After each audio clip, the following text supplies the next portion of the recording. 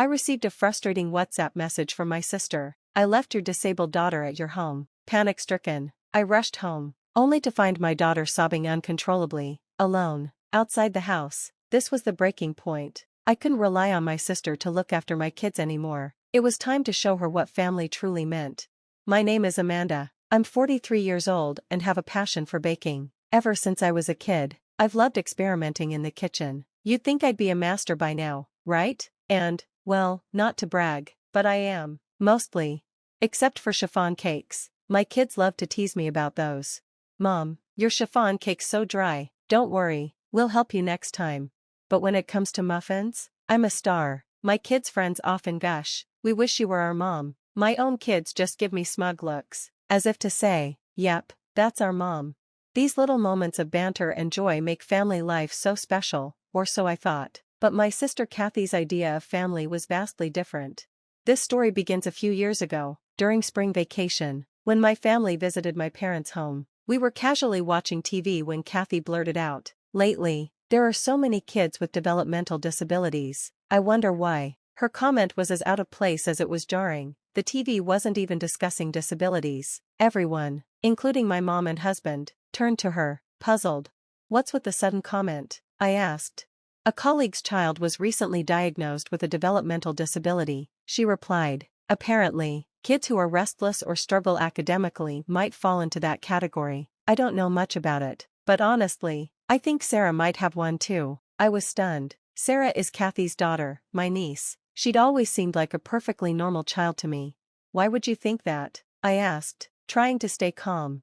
"Well, compared to Ken, she's not as smart. Her language skills are underdeveloped. It's like she has a poor memory or something," Kathy insisted. Mom, my husband, and I exchanged uneasy glances. None of us were experts on developmental disabilities, but nothing about Sarah had ever struck us as unusual. Kathy, however, seemed fixated. "You just don't get it, Amanda," she said, frustrated. "I've been researching developmental disabilities. I know what I'm talking about." At the time, we brushed it off, assuming Kathy would consult a doctor if she was truly concerned. But by the time summer rolled around, her tone had shifted alarmingly.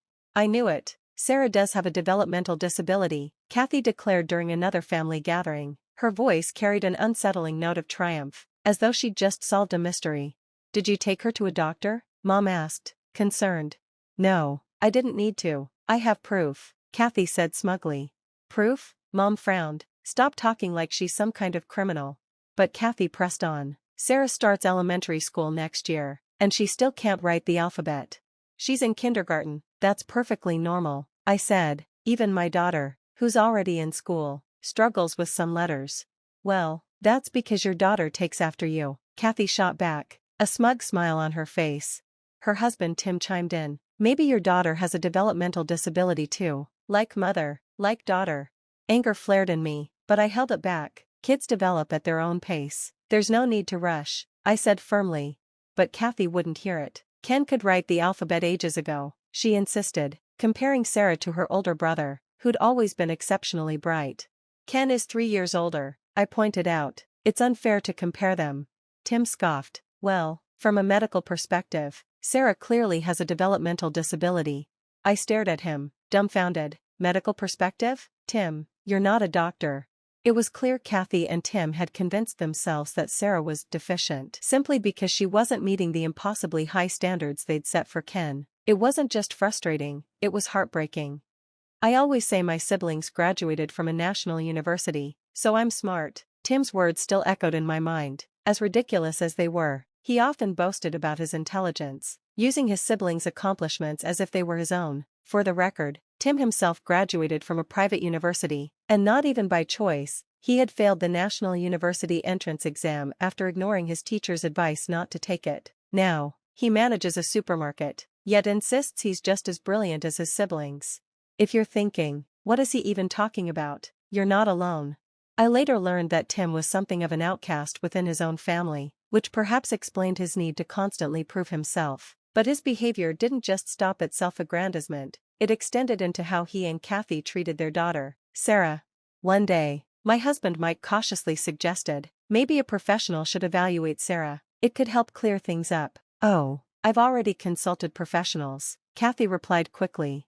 For a moment, silence fell, and a collective question mark seemed to hang in the air. What do you mean by professionals? Mike asked. Well, I've watched health programs on TV, Kathy said matter-of-factly. Their observations matched Sarah's symptoms exactly, so it must be accurate. We all sighed in exasperation. Tim chimed in, backing Kathy up. Yes, those specials are very informative. A colleague of mine saw one, took their child to the doctor, and the diagnosis matched perfectly. It's serious stuff. Mom finally had enough. TV is just TV. Stop using it as your source for medical advice. If you're truly worried, take Sarah to a real doctor. Stay out of our parenting, Kathy snapped, her voice sharp. You're all so ignorant. And with that, she stormed out, dragging Tim and Ken with her, but leaving Sarah behind without a word. Mom sighed deeply. If they're going to act so high and mighty, the least they could do is take proper care of Sarah. Sarah, meanwhile, was playing with my daughter, her usual bright smile plastered on her face, but as I watched her, I noticed something. Every so often, her smile faltered, replaced by a fleeting look of sadness. She must have realized her family had left without her. That brave smile broke my heart. Sarah shouldn't have to carry the burden of our adult failures. I was more certain than ever that she didn't have a developmental disability, but rather, she was the victim of neglect and favoritism. Later that day, Kathy and Tim returned home in high spirits, shopping bags in hand. Mom's face darkened. Do you often leave Sarah behind when you go out shopping? It's just leaving her at home. What's the problem? Kathy shrugged. The problem is, you don't leave Ken behind. Why treat Sarah differently? She doesn't listen, so we're teaching her discipline, Kathy argued. Discipline her if you must, but don't just abandon her without explanation. That's cruel, Mom countered. Tim jumped in defensively. We provide her with proper meals and a good education. Why do you keep criticizing us? That's the bare minimum for parenting, I said sharply. You act like it's some grand favor. This is a family matter. Stay out of it. Amanda, Tim snapped. Sarah is my family too, I shot back. She's my niece. If she's being mistreated, I won't stay silent. My words seemed to hit a nerve. Kathy and Tim avoided my gaze, but their silence spoke volumes. If you suspect Sarah has a developmental disability, leaving her alone is even more irresponsible, Mike added. That's why we're teaching her to stay home alone. Kathy slammed her hand on the table. The argument dragged on for hours, going nowhere. Eventually, Kathy and Tim left early the next morning, cutting their visit short. Their favoritism towards Ken was painfully obvious throughout their stay. At meals, if Ken's favorite shrimp was served, Kathy and Tim would give him extra portions, even taking from Sarah's plate. Sarah, clearly used to this treatment, never protested. Instead, she simply complied, a resigned look on her face. The same pattern repeated itself in other ways. Promises of new toys and games were made to Ken, while Sarah was ignored. All family conversations revolved around Ken's achievements, leaving Sarah to sit quietly on the sidelines. It was heartbreaking to witness. One day, Kathy showed up unannounced with Sarah. Can you take care of her just for today? She asked. Even Sarah seemed confused by the sudden request. She glanced at me and said softly, I could just play in the park instead. Without asking too many questions, we agreed to look after her. When Kathy returned later that evening, she seemed apologetic. Thanks for watching, Sarah, she said. Why the short notice? I asked. Oh, Ken had friends over. Their moms are all doctors and lawyers. You know, it'd be awkward to have Sarah around. I was stunned. You're ashamed of your own daughter? She doesn't fit in with those families. What can I do? Kathy said with a laugh, as if it were a joke. That's no excuse, I said firmly. Whether Sarah has a disability or not, she's your daughter. You should be her biggest supporter, not her biggest critic. Kathy's smile vanished. You've only raised one child. Don't lecture me. With that, she yanked Sarah by the arm and left. These patterns continued. Kathy and Tim would leave Sarah with us, often for long periods, while they took Ken on elaborate outings. They showed up late to pick her up, offered no apologies, and acted like nothing was wrong. Their actions only reinforced my determination to step in. Sarah deserved better than the hand she'd been dealt, and I was going to do everything in my power to ensure she got it. I told you to call before coming over, didn't I? And why didn't you stick to the agreed time? My tone was sharper than usual, even in front of Sarah. I couldn't help it, I was furious. Oh, don't be so picky, Kathy replied nonchalantly. We're here to pick her up, aren't we? That's a given, I snapped. But you can't just drop her off carelessly without proper planning. What's with you lately? Always so irritated, is it menopause? Kathy quipped with a smirk. Tim burst into loud laughter, finding her remark hilarious. I clenched my fists, struggling to keep calm. You two are unbelievable. I keep repeating myself, you need to rethink how you're raising your kids. We are thinking about it, Kathy shot back. That's why Ken is involved in so many activities. Unlike your daughter, who doesn't do anything. We respect our daughter's wishes, because she said she didn't want to participate in those things. Well, we're respecting Ken's wishes, too. Isn't that right, Ken? Kathy turned to him. Ken nodded weakly, his forced smile betraying his true feelings. See? Kathy said triumphantly. Even Ken agrees. I sighed deeply. I'm tired of repeating myself. Fine, just take Sarah and go. Kathy grabbed Sarah by the arm, practically dragging her toward the car. Tim didn't say a word as he started the engine, leaving us standing there, feeling defeated once again.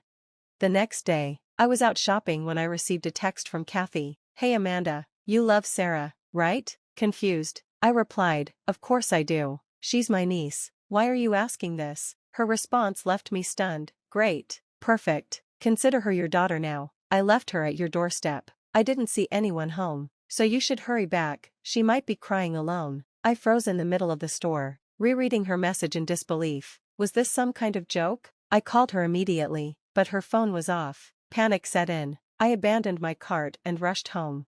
When I arrived, my heart sank. Sarah was sitting on the ground in front of the door, crying uncontrollably. Her face was buried in her hands, her small body shaking with sobs.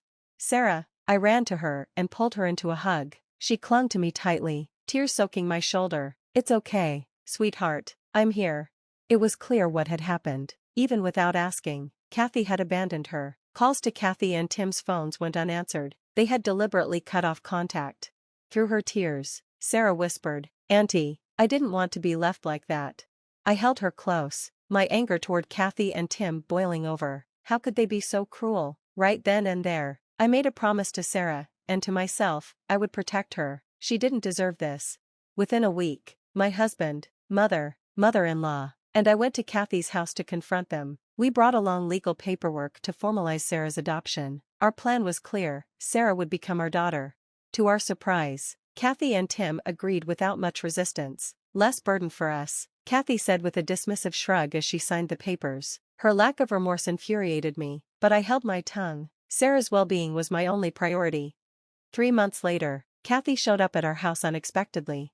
We want Sarah back, she said, as if the past few months had never happened. What are you talking about? I asked, incredulous. She's a genius, Kathy exclaimed. I just found out she won an art contest. Her painting was displayed at the bank. We didn't even know she liked to draw. I couldn't help but laugh at the irony. Of course you didn't know, because you never paid attention to her. That contest? I submitted her artwork myself. Her preschool has been encouraging you to nurture her talents for years, but you ignored them. Kathy's face flushed with embarrassment. Well, it doesn't matter now, just give her back. I shook my head. It's not that simple. The adoption is finalized. Sarah is our daughter now, but if she wants to go back to you, I won't stop her. She'll choose me, Kathy said smugly. Watch. I called Sarah into the room. When she saw Kathy, she hesitated, then clung to me. Mama, she said softly, a name she'd started using to combine mom and auntie. Kathy reached for her, but Ken stepped in front of his mother protectively. Ken, what are you doing here? Don't you have lessons? Kathy demanded.